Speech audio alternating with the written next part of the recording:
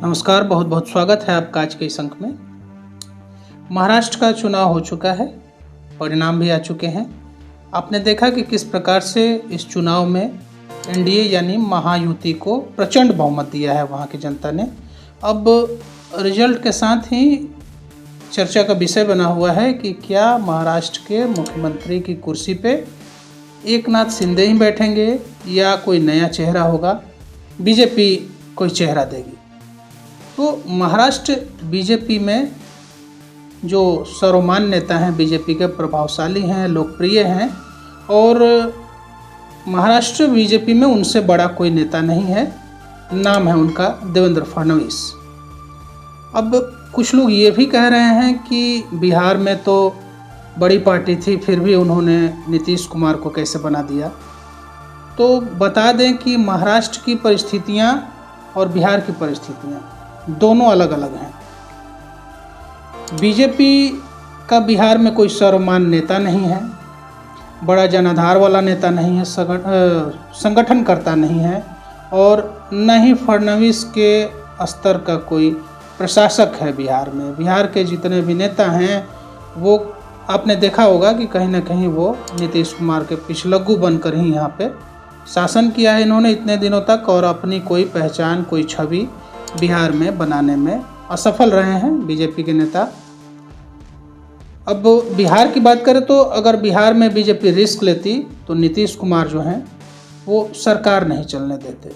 नीतीश कुमार जो हैं वो दूसरी तरफ चले जाते और विधानसभा नहीं चलती, यानी सरकार नहीं चलती। अब बात करें महाराष्ट्र की, तो महाराष्ट्र में शिंदे जो हैं वो ऐसी स्थिति में नहीं है। आपको बता दें कि 288 विधानसभा वाले प्रदेश में बीजेपी जो है वो अकेले 132 पे है। उसके साथ महायुति में इस गठबंधन में जो है अजीत पवार भी हैं। और मज़े की बात आपको बता दें कि इस 2024 के विधानसभा चुनाव में बीजेपी के कुछ कैंडिडेट्स शिंदे की शिवसेना और अजीत पवार की एनसीपी से भी उन्होंने चुनाव लड़ा और वो जीत के आए हैं। आप कल्पना कीजिए कि अगर कोई ऐसी स्थिति बनती है तो वो लोग कहाँ जाएंगे। स्वाभाविक सी बात है कि वो बीजेपी की तरफ जाएंगे। अब 2020 के चुनाव की बात करें बिहार की, तो 2020 में जो लोग कह रहे हैं कि हाँ बिहार में इन्होंने क्यों बड़ी पार्टी होने पर भी नीतीश कुमार को इन्होंने मुख्यमंत्री बना दिया। तो बिहार के 2020 के चुनाव की बात करें तो चुनाव के समय ही बीजेपी ने नीतीश कुमार को अपना नेता मानकर ही चुनाव लड़ा था। ये एकदम क्लियर था कि रिजल्ट चाहे जो भी हो, बीजेपी के कैंडिडेट्स अगर अधिक सीट लाते हैं या जदयू के लाते हैं, लेकिन दोनों स्थितियों में मुख्यमंत्री जो होंगे वो नीतीश कुमार ही होंगे। तो उन स्थितियों में नीतीश कुमार को ही मुख्यमंत्री बनाया गया। लेकिन महाराष्ट्र में ऐसा बिल्कुल नहीं था।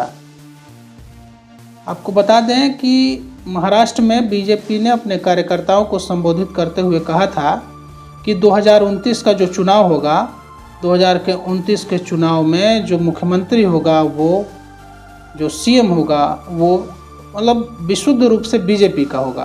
तो इसके लिए ज़रूरी है कि 24 में भी बीजेपी का ही सीएम बने।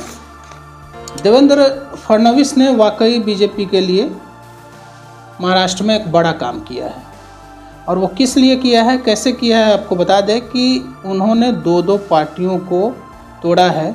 एक चलती हुई सरकार को गिराया है और उस सरकार के एक बड़े नेता को, एक बड़े गुट को अपने पक्ष में लाकर और सरकार बनवाई है, बीजेपी की सरकार बनवाई है, जो सरकार 2.5 साल तक चली। और अभी गठबंधन में जो चुनाव हुआ, तो गठबंधन में उस चुनाव में अपनी पार्टी को और अपने गठबंधन को बहुमत के साथ जिता कर लाए। आपने देखा होगा कि इस चुनाव में शरद पवार ने बीजेपी को नुकसान करने के लिए कितनी कोशिशें की। ये मराठवाड़ा की हम बात करें तो मराठवाड़ा में उन्होंने जयराम पाटिल के जरिए जो है बीजेपी को नुकसान पहुंचाने की कोशिश की। अकेले मराठवाड़ा में 46 सीटें हैं और 46 सीटों में ये माना जाता है कि जयराम पाटिल जो है वहाँ के जयराम पाटिल का बड़ा वहाँ पे प्रभाव है, लेकिन उस प्रभाव वाले इलाके में बीजेपी ने यानी एनडीए ने 46 में से 40 सीटें जीती हैं, जिसमें से आपको बता दें कि बीजेपी 19, शिंदे ने 13 और एनसीपी अजीत पवार ने 8 सीटें जीती हैं। मराठाओं का गढ़ कहा जाता था, जरांगे पाटिल का वहाँ प्रभुत्व था। शरद पवार ने कोशिश की कि वहाँ पे बीजेपी को नुकसान पहुँचाए, लेकिन शरद पवार जो हैं उसमें सफल नहीं हो पाए। और इसमें कहीं ना कहीं आप देख सकते हैं कि फडणवीस का बड़ा ही रोल रहा है। आपको बता दें कि इस चुनाव में संघ और संत समाज ने काफ़ी दिलचस्पी ली, जिसका नतीजा है कि इस बार के चुनाव में एनडीए और बीजेपी को बहुत फ़ायदा मिला है। फडणवीस जो थे, देवेंद्र फडणवीस, अपनी विचारधारा को लेकर बिल्कुल क्लियर थे, उनका कंसेप्ट भी क्लियर था और बटेंगे तो कटेंगे का उन्होंने पुरजोर समर्थन भी किया और इस चुनाव में पूरी ऊर्जा और ताकत के साथ चुनाव लड़ा।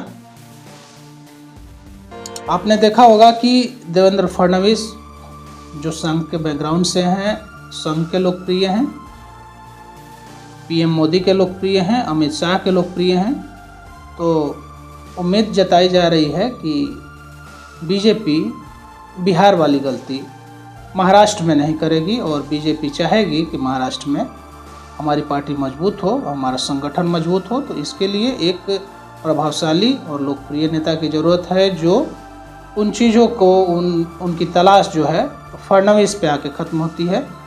तो ऐसा नहीं लगता कि बीजेपी कोई रिस्क उठाएगी या कोई गलती करेगी। तो अभी तक जो संभावनाएं हैं उसमें ये दिख रहा है कि देवेंद्र फडणवीस ही महाराष्ट्र के अगले मुख्यमंत्री के रूप में शपथ ले सकते हैं।